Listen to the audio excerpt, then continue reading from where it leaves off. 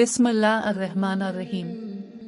इस्लामी कहानी वो बच्चा जिसने सारी मस्जिद को बदल दिया। क्या आपने कभी सोचा है कि एक छोटा सा बच्चा सारी मस्जिद की तकदीर कैसे बदल सकता है? आज हम एक ऐसी हकीकी कहानी सुनाएंगे जो तुर्की के एक गांव में पेश आए। ये कहानी सिर्फ एक बच्चे की नहीं, बल्कि हम सब के दिल में छुपी हुई नेकी की ताकत की कहानी है। ये 1990 की दहाई की बात है। तुर्की के एक दूर दराज गांव में एक छोटी सी लकड़ी की मस्जिद थी। मस्जिद की हालत अच्छी ना थी।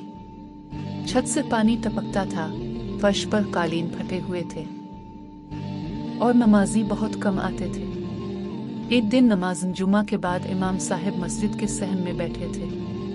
उनके पास एक छोटा बच्चा आया जिसका नाम अहमद था। अहमद की उम्र सिर्फ 8 साल थी। इमाम साहब, मस्जिद क्यों आदास लगती है? बेटा, मस्जिद को मरम्मत की जरूरत है, लेकिन गांव के पास पैसे नहीं है। अहमद, मैं मदद कर सकता हूँ। अहमद ने अगले दिन अपने स्कूल का लंच बॉक्स लिया और गांव की गलियों में निकल गया। वो हर घर के दरवाजे पर जाता और कहता, बराए मेहरबानी मस्जिद के लिए कुछ दे। एक रोटी, एक फल, कुछ भी। हम मस्जिद को खूबसूरत बनाएंगे। पहले दिन अहमद के पास सिर्फ 3 सेब और 2 रोटियां थी, लेकिन वो हार नहीं मानता था। वो रोजाना घर घर जाता। कुछ लोग हंसते, कुछ दरवाजा बंद कर देते, लेकिन कुछ देने लगे। एक हफ्ते बाद अहमद के पास एक छोटा सा डब्बा भर गया। वो इमाम साहब के पास ले गया। इमाम साहब, ये क्या है बेटा? ये मस्जिद का है। मैंने लोगों से कहा जो कुछ दे सकते हैं दे।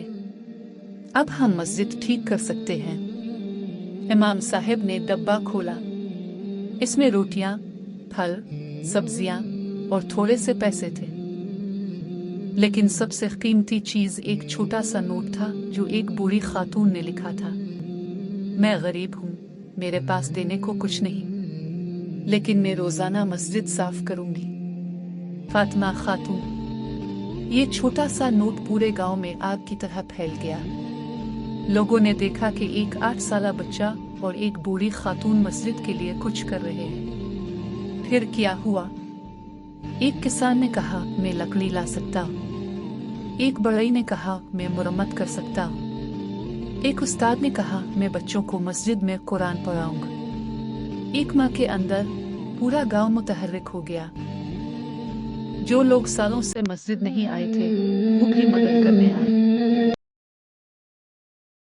مثل الذين ينفقون في سبيل الله كمثل حبة أنبتت 7 سنابل في كل سنبلة 100 حبة والله يضاعف لمن يشاء والله واسع عليم.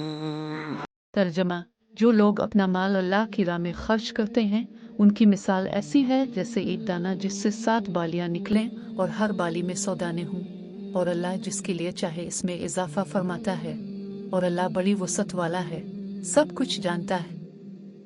अहमद का एक छोटा सा अमल पूरे गांव के लिए बरकत का बाइस बना।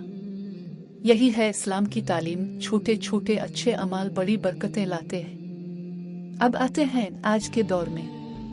हम में से हर एक अपने अहमद को तलाश कर सकता है। आपका अहमद कौन सा है? शायद आपकी मस्जिद में भी कुछ कमी है। शायद नमाजी कम आते हैं। शायद नौजवान दूर हो रहे हैं। अहमद ने हमें 3 सबक सिखाए। सबक 1, छोटी शुरुआत करें। आपको बड़ा काम शुरू करने की जरूरत नहीं। एक छोटी सी नेकी, एक मुस्कुराहट, एक अच्छा कलमा। सबक 2, मुस्तकिल रहें। अहमद ने एक दिन नहीं, रोजाना कोशिश की। हार नहीं माने।